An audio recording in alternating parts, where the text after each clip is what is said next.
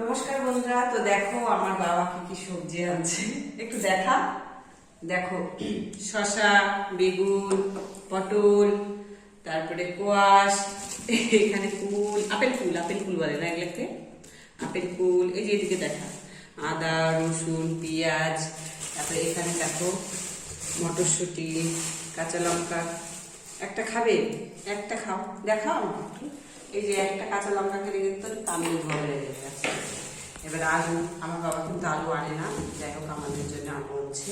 আর এখানে গাজর, আর ওদিকে দেখা এই যে ডাল, অরলের ডাল এটা না, এখানে ডাল, তারপরে ওটস আমার ভাগ্নির জন্য।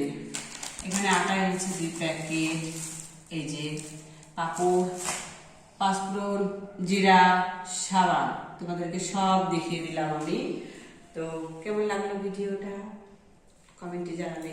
টাটা।